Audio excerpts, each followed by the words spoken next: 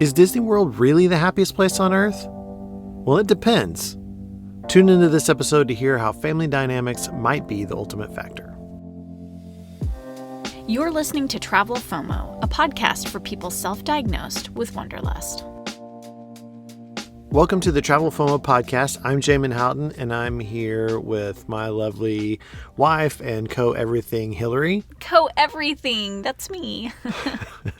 And we're in the middle of our Cities in the States season. Yeah, we are. And if you guys didn't get to check out last week's episode, you can always go back and listen to it whenever you want. That's the amazing thing about podcast, is that you get to listen to it at your leisure. But we were talking about San Antonio, and honestly, by the time we were done, I really wanted to schedule another trip there. And we're recording this in Dallas, and I'm like, okay, San Antonio is not that far away. Let's just go down to San Antonio one weekend. Let's do it. Oh my gosh. There's just so much to experience. And, we talked about the Riverwalk, but then, there's so much other stuff in San Antonio.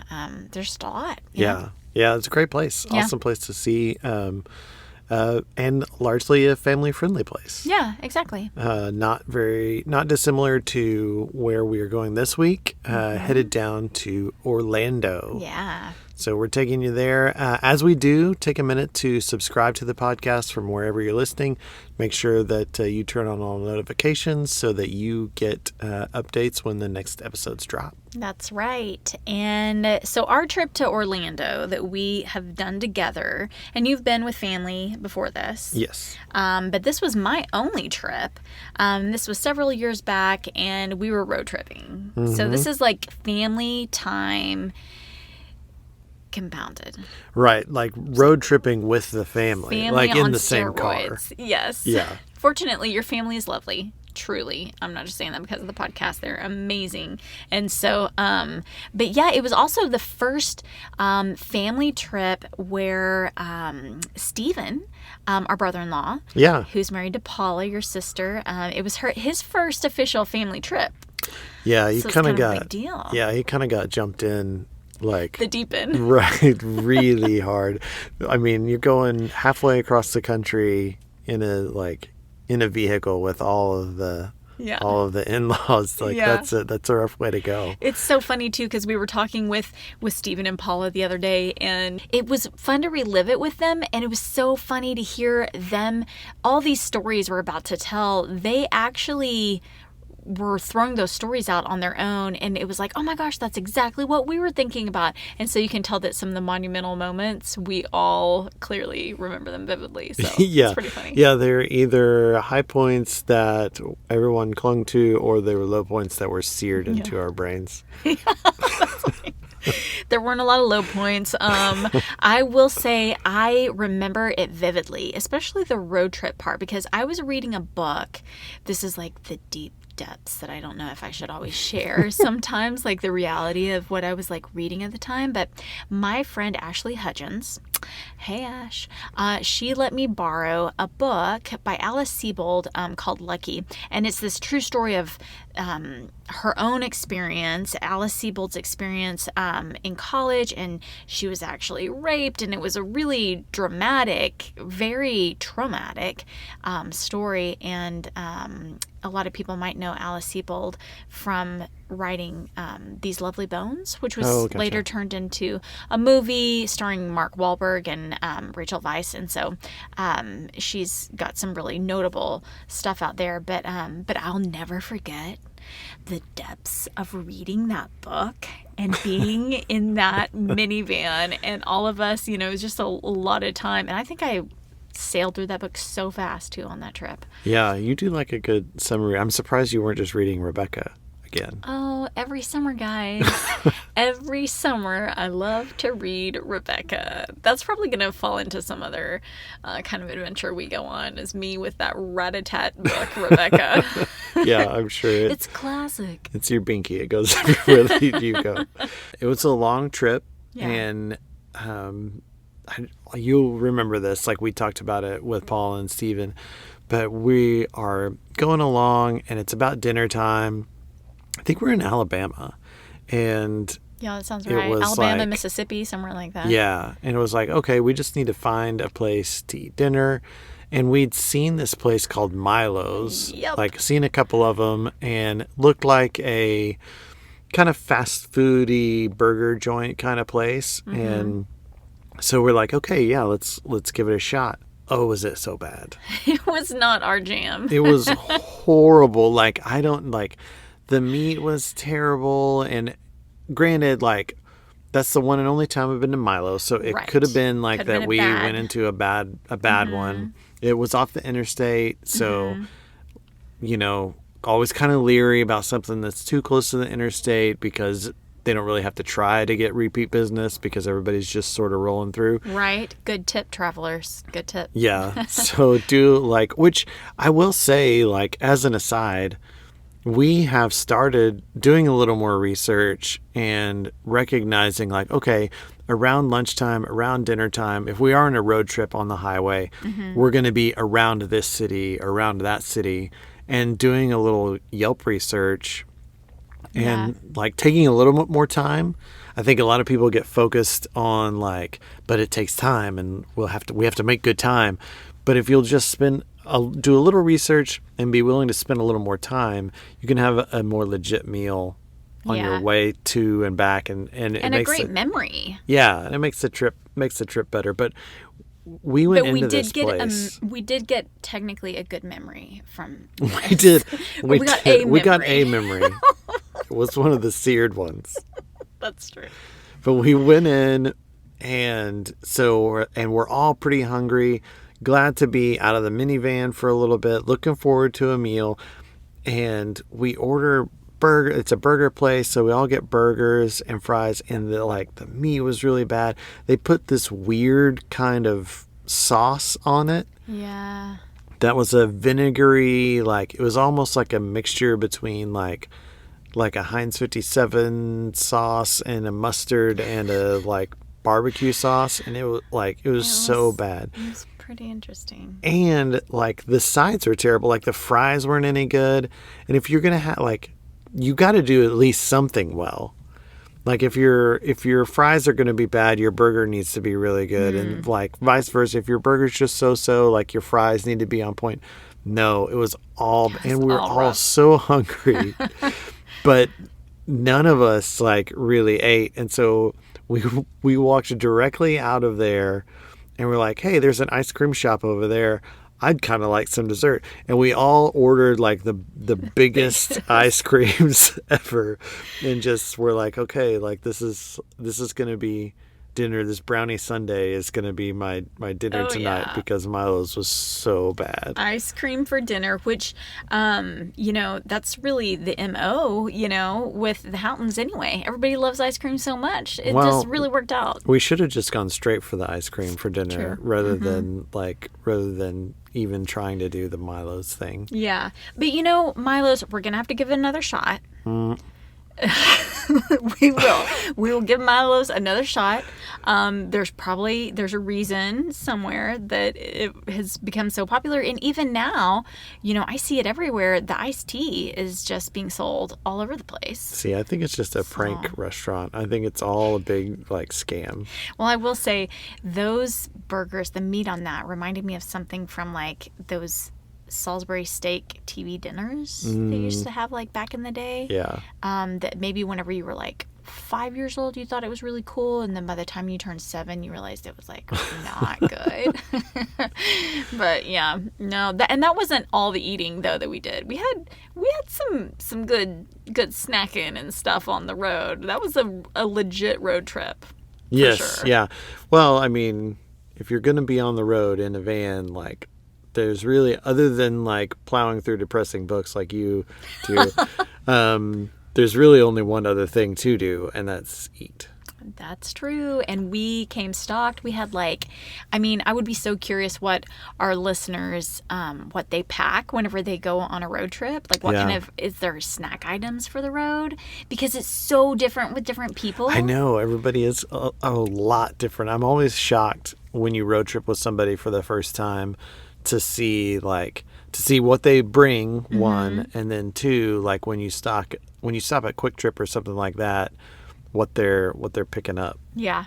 I love making some of my my favorite stuff. So at that time I was like really into these homemade oatmeal cream pies, which are amazing, and thanks to my Aunt Christine for introducing me to that recipe.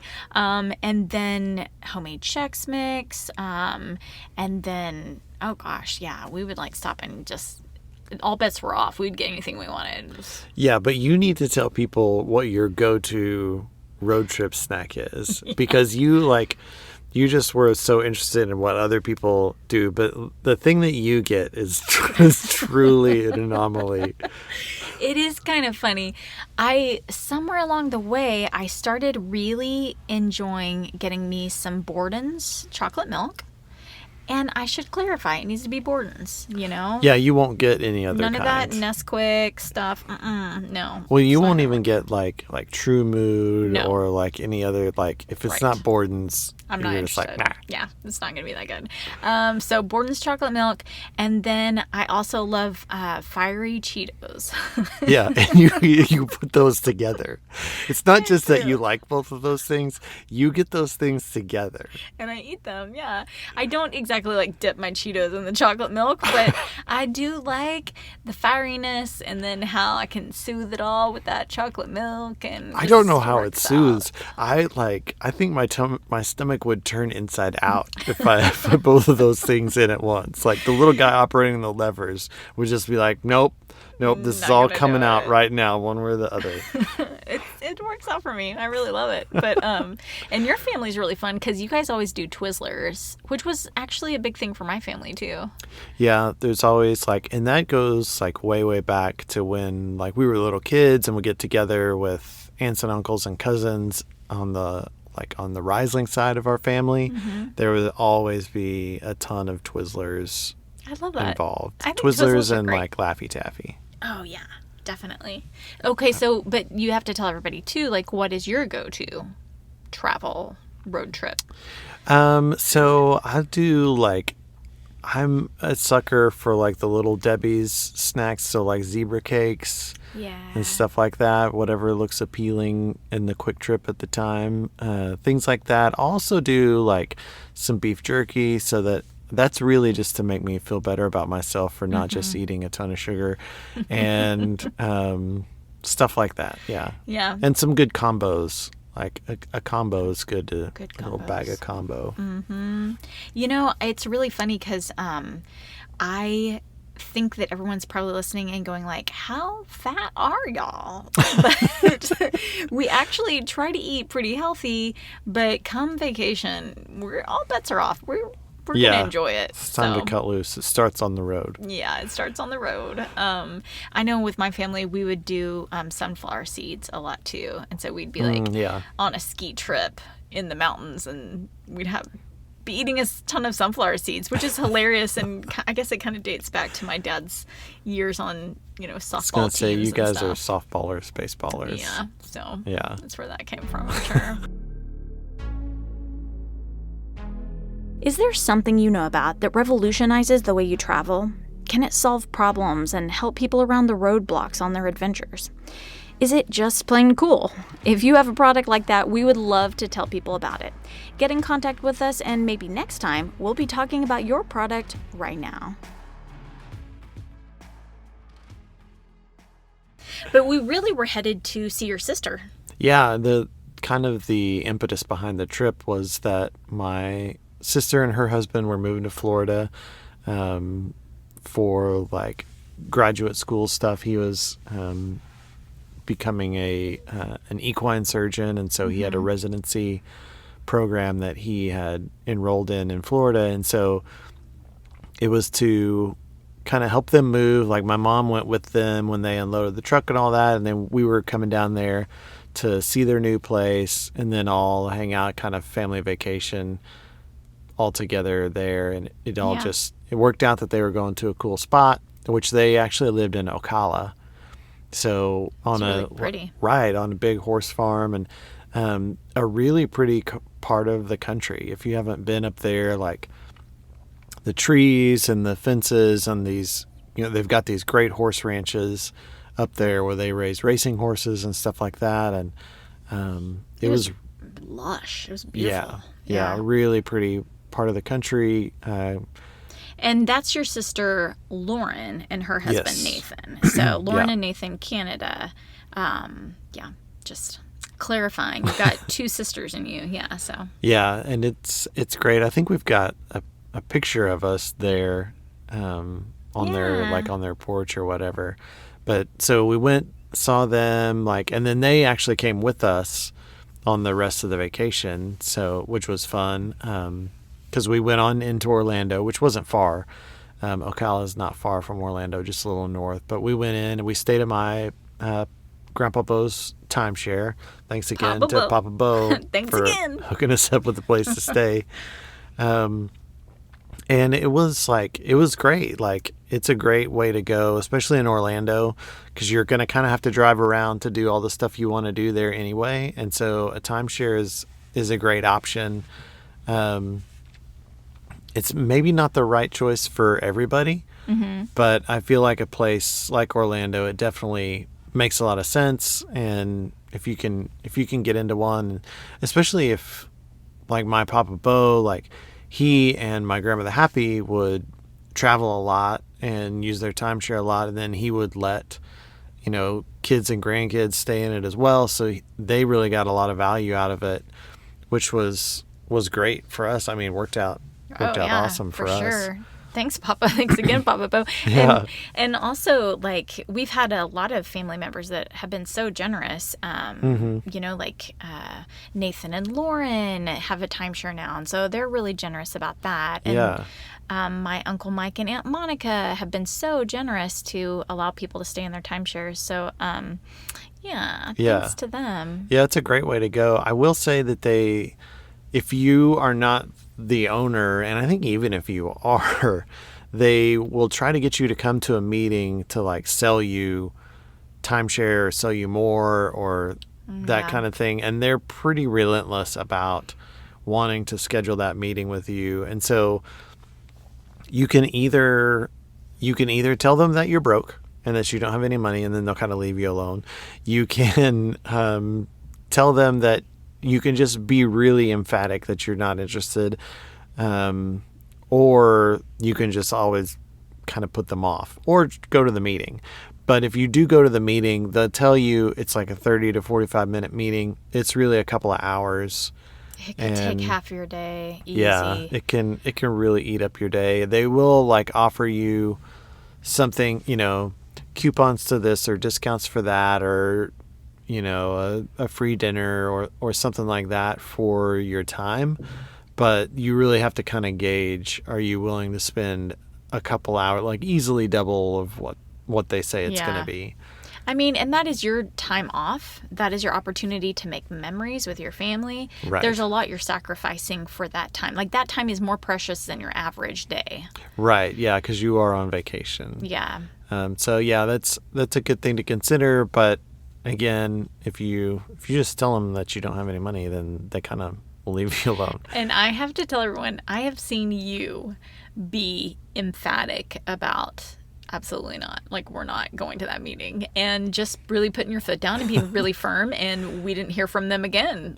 It was, I appreciated that later on once I realized how hard it could be to get out of that sometimes. Yeah. And anyway, I was just really thankful that you kind of protected our time so well. Yeah, I just knew it was coming, and I knew what it would take to make it stop. Right. So, yeah. Yeah. But, the other thing about timeshares is that you can make meals there. And, if you guys if you're with a group of people, it's a really great place to go to a grocery store, grab some stuff and Yeah, meal which we together. did with my family. That's one of the ways that what made that trip happen and to be affordable was that we got there, went to a grocery store, came back to the timeshare, which had a full kitchen and a full-size fridge. So we're able to kind of put everything in there and eat meals there. We also did fairly cheap stuff. I know we picked up pizza one night. And I think we did like Subway sandwiches at a sandwich shop, and we did Wendy's one night. Yeah. Like, And that was the first time, I don't think anybody would really believe this, but it was the first time I'd ever had a Frosty. that's still kind of hard for me to comprehend that you'd gone know. that long in life without ever But I having a hadn't Frosty. really eaten at Wendy's very much, and I think I got in my head that I didn't like Frosties, but I'd never actually really had one, because then we had them and I was like, that's not that bad. But you had always loved Wendy's, but I had never really had it that much. See, I don't know how you went to college and didn't do Wendy's. The Chick-fil-A. dollar menu. Yeah, you don't need Wendy's when you got Chick-fil-A. But that dollar menu, you can go in and you can get 2 junior bacon cheeseburgers. That will get you through college. And a deal of French fries for $3. That's So funny. don't fight it. Don't fight it. Wendy's is pretty good. Yeah, I've grown. You have taught me how amazing Wendy's is. But then, really kind of the highlight of our time there, the thing that we did that was the big event, Yeah. was Disney World. It was, oh my gosh. And of course, that's what everybody is probably listening to this podcast for, is they're like, talk to me about Walt Disney World. Man, I'll never forget arriving. And I wasn't aware, you had been there before, but I had not. And I was not aware of the process of arriving. And it was like such a process. Yeah, because you park and then you shuttle and then you get in and then you get on a ferry. Yeah. I mean, I was like, what is this? What is happening? But then it also led to great anticipation. So we had lots of photos. We got a really good photo at the entrance and stuff Yeah, like that. and I really like the ferry, because I think once you know, then once you get on the ferry and the ferry starts moving, then you're like, oh, we made it through all the preamble, and now it's about to get good. Yeah. And so you look forward to it in kind of a different way once you know. Yeah, I did think that was really cool. And gosh, we got some great photos from Walt Disney World too. The teacup I had always heard about, and it was as lovely as I thought it would be. I love that kind of stuff. And so we had a good time on the teacup, but I'll never forget it because I can absolutely picture your face. And we've got this great photo of you on the teacup, and everything is blurred all around you, and you're just smiling, and it was just so great. And I was holding on for dear life and trying to take a photo at the same time. It was awesome.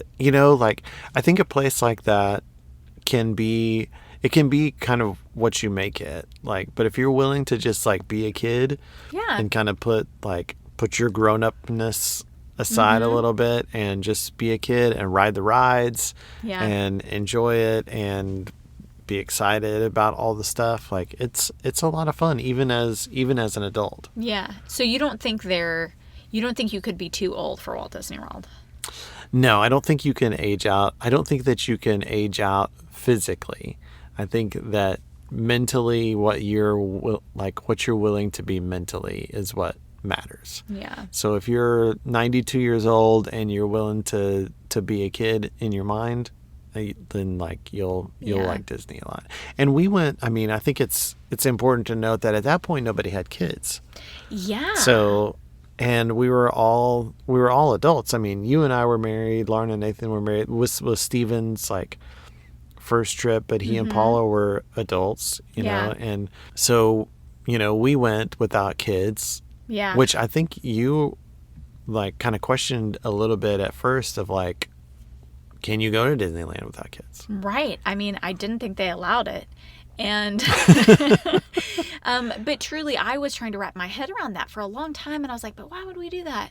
And now I'm so glad that we did. It was one of our last trips with your dad, which was super special. And so by all means, I think sometimes you have to decide what memories you're going to make with people that you love.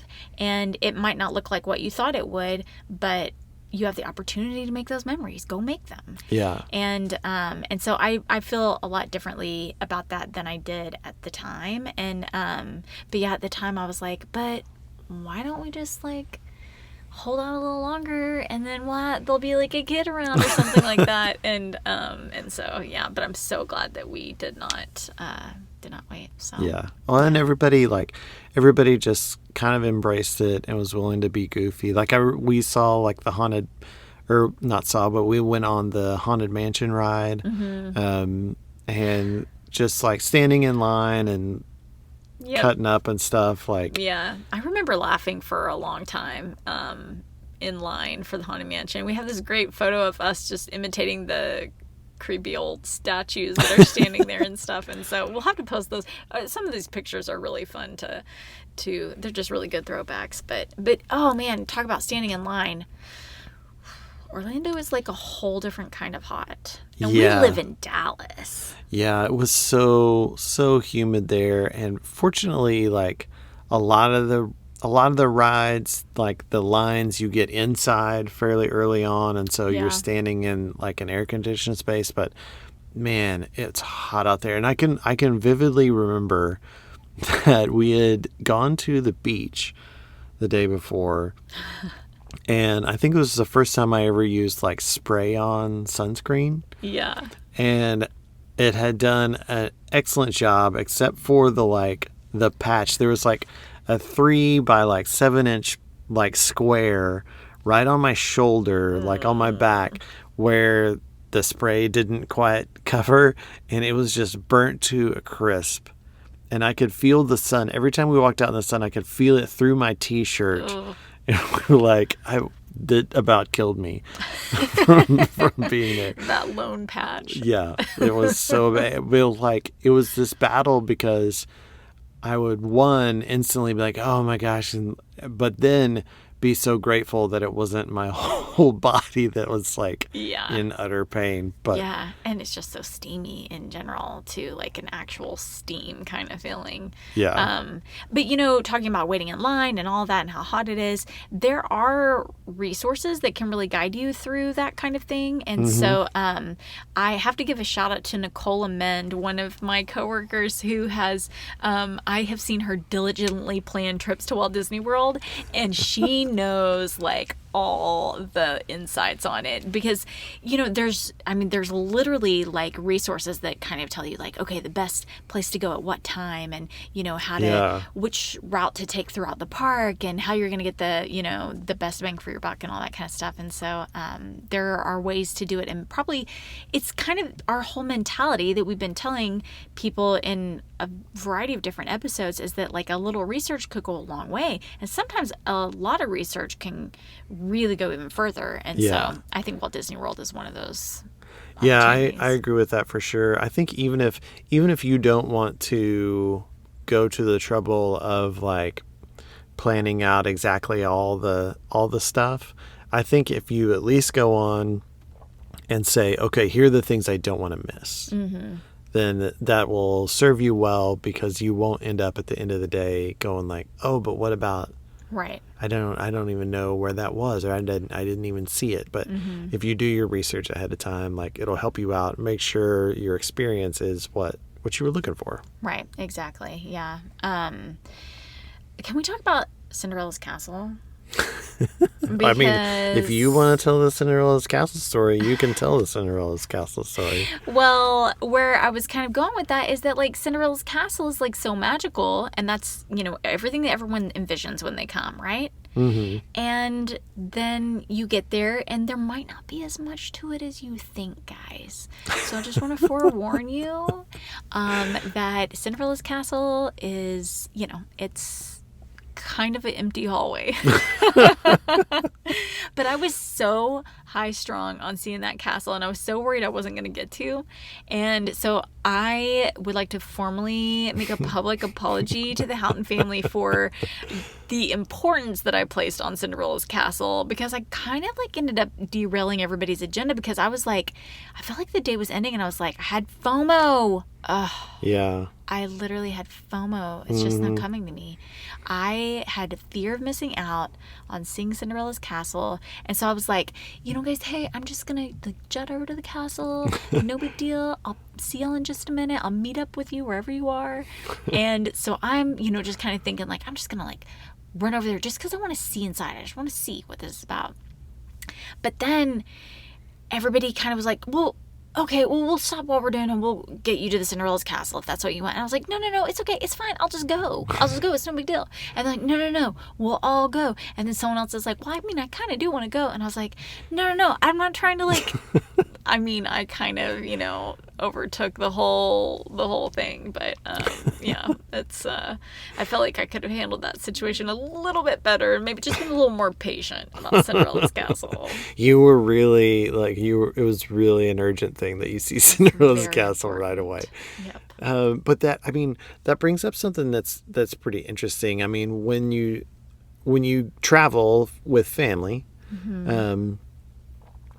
it takes on sort of its own thing because family dynamics change things, and especially when you are an in-law and you're coming in from the outside, because all of this stuff is established. Like all the things that are normal are established. And There is a norm, right. but you don't necessarily know about it. Right. You don't know about it. And I think a lot of times, like the person that brought you in, your spouse or whoever snatched you from the outside and brought you into this family situation doesn't know that that's not normal everywhere. Yeah. Right? Like they don't know that oh, you mean everybody doesn't do it this way? Right. So they don't even know to give you a heads up. Right. And so for us in that situation, my family in a setting like that is very much okay, we'll all go do everything together. And everybody will kind of ask hey, what do you for sure want to do? What do you for sure want to do? What do you for sure want to do? And then somebody especially back then, typically my dad would make sure that everybody's box got checked. And you would just kind of you would go along with whatever because you knew eventually your thing was coming around. Oh, that's so and cool. Yeah, but you don't know that that's not what everybody does. Yeah. And that sometimes some families there is no plan, and sometimes it's everybody goes and does their own thing, and and none of it is better than another Right. thing, but it's just different, and you don't know to say that kind of stuff, and you don't know to prep somebody for okay, this is how this goes down, because you don't even know that there's other ways a lot of times. Right. Yeah. I feel like it's so interesting with my family. You married into my family, and all of you that married in have literally been coined, instead of being the in-laws, y'all have coined yourselves as the outlaws, which I think is hilarious. But it's almost like a support group for how to function and get through, the next trip or the next gathering that we have, because it is very, it's the norm for us, but it's atypical for you guys. And so, I think that's really funny. At our meetings, we always kind of laugh at Ashley that she's surprised by what happens. But but no, there's just families have their way of doing stuff. So it's interesting because there is sort of a balance, and even not necessarily only on a family trip, but also on a group trip, there's a balance of how many people are on the trip to where you can go do your own thing. Mm-hmm. So it's this really kind of odd dynamic that, if there's 6 people, you can't go have dinner by yourself when there's 6 people on a group trip unless you tell everyone hey, I'm going to have dinner by myself. But if there's 12 people, you can kind of do whatever you want. And everybody's where's so-and-so? Oh, I don't know. I haven't seen them. Yeah. And so that's a really interesting thing. And then when you throw family into it too, it makes it even that much more of a what are the rules? Right. Let's figure this out. Yeah. And families tend to establish at a certain size. At some point, mom and dad are done having kids, and you've established a size, and your family stays that size for a long time. So you go on several trips, you do all that kind of stuff, and then people start bringing people in. Mm-hmm. So people get significant others, and they get boyfriends or girlfriends that are serious enough that they come on trips now. Then they get married, and then kids start getting added, like grandkids, things like that. And so families like grow in number really fast because it all kind of starts to happen really fast. I think siblings look around and they go like, well, if he's going to bring somebody, then I'm going to bring somebody. And so they all like and run out and the youngest person is like, I'm going to bring a friend because I'm not going to be like the odd man out. If I don't at least bring someone to hang out with, this is not going to be fun. Right. Yeah. And so then you go from like a normal, like walk into a restaurant and like, hey, table for 6 or whatever, to then all of a sudden you're like, oh, we need like a table for 10 or 12. And it just gets like, it gets crazy all of a sudden. Yeah. And so then it's hard to keep up with the rules that way too. Yeah, that's really true. And who makes the rules at that point too? Yeah. I think what would be interesting too is to hear from our listeners, like if they traveled with family mostly, or if friends always came along, because I know families were like, they brought friends. Like there was never you, like, just bring a buddy. Yeah, you're never necessarily just traveling with family. Like everybody's got somebody that's coming along or a friend that's meeting up with them, and I think that's I personally think that's a super fun dynamic. Yeah. And so inviting to just pull people in like that. Yeah. Yeah, it's really cool. Really cool.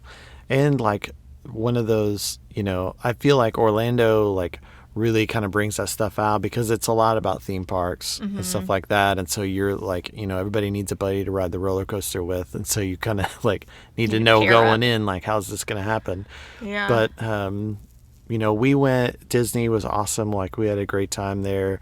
Just be a kid, ride the rides. Yeah. We also like, we didn't go on that trip, but on a previous trip with my family, we went to Universal Studios.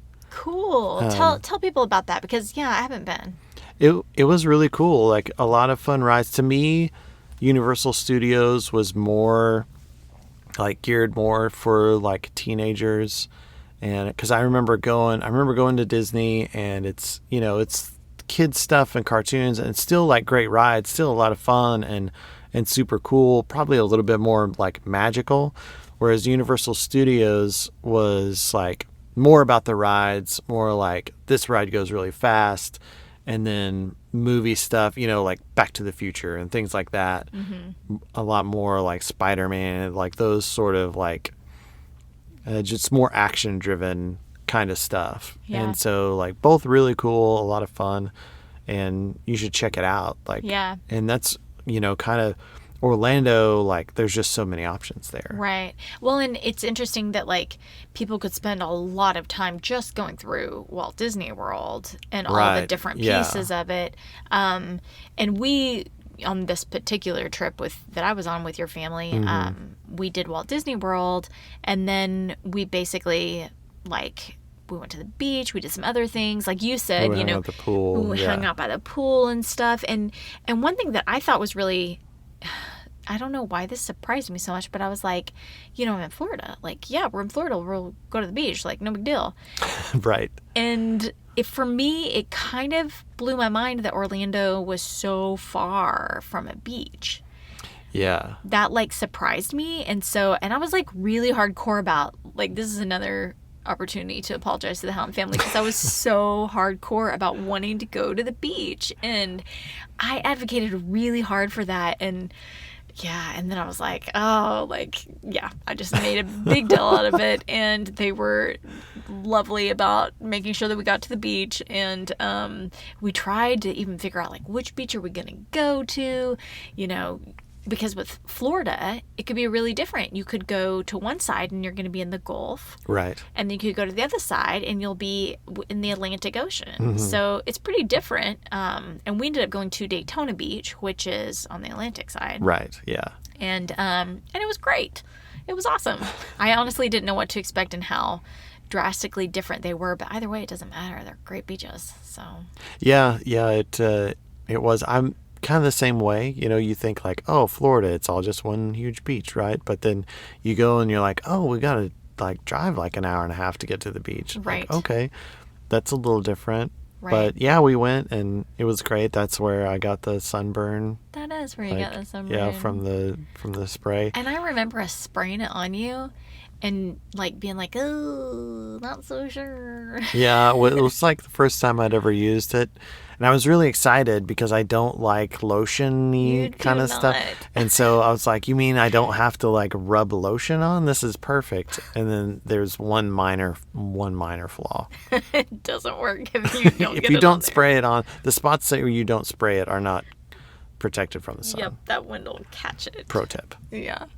But it was a great trip, and yeah, we made our way back. We were hightailing it home. We were tired by the time it was all said. Yeah, that's the downside of a road trip. I feel like the 2 journey, you're kind of excited. You got your snacks and all your stuff, and like you're like even though you stop at Milo's, your spirits can't be dampered because you're excited to get where you're going. But then like going home, it's just like, I just want to get home. I'm I tired. just want to get My home. neck is stiff. My body hurts. Right, like you're still a little sunburned. You've been hot for a long time. You've been thrown around by roller coasters and all this stuff, and you're just ready to get home. And I remember we tried so hard to make it all the way. We were like, we're just gonna go all the way, drive through the night. We're just gonna make it.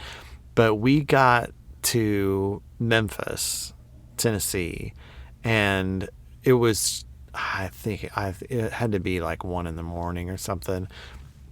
And I remember we were just like, it's so much further. We have so much further to go. And we're just exhausted. Everyone was sick of being in that minivan. And we had, like on the way down there, we had one less person because my mom had gone with Lauren and Nathan to help them move. And then she was riding back with us. And so it was one more adult in the minivan, and everybody was just sick of it. And we were like, get us out of here. So we stopped at a motel, and again, like no research, but just like this place looks good.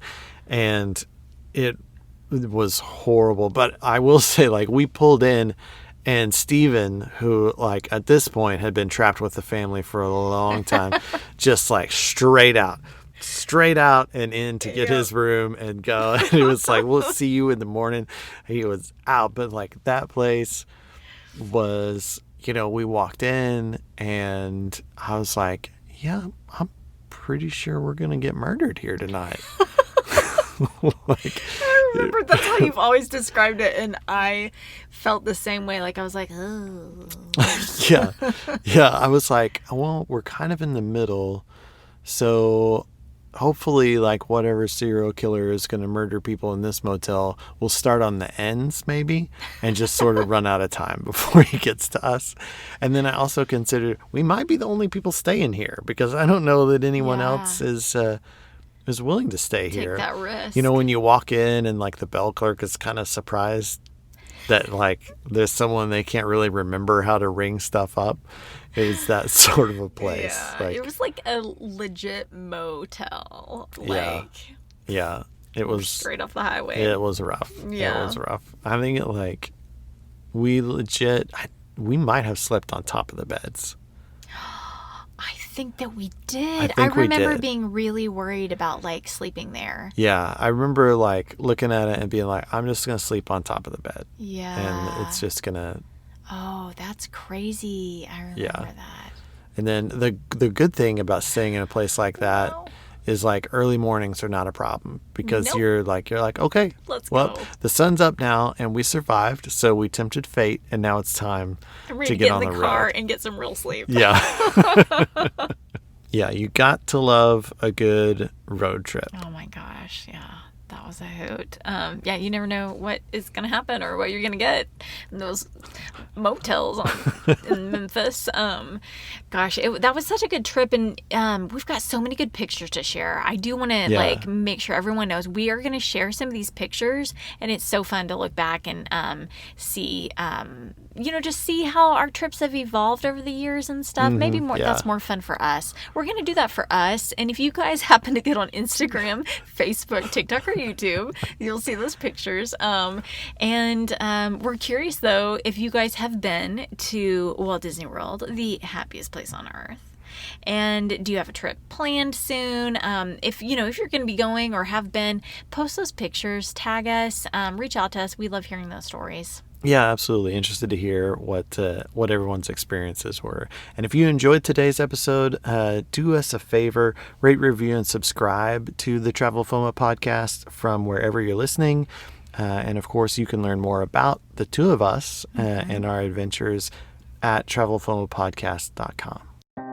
Next up, we're going to talk about a place that is exactly the opposite of Orlando. Yeah, very much so. Salida, Colorado. Yeah, excited for that. Like that's gonna be a great one. Yeah, it's small and it's outdoorsy. It's perfect. It's everything that has nothing to do with roller coasters and theme parks and all that kind of stuff. Our first time whitewater rafting. Yeah. Oh yeah. Love it. Can't wait to talk about that. But until then, you guys just keep living life to the fullest because life is short. Wander well.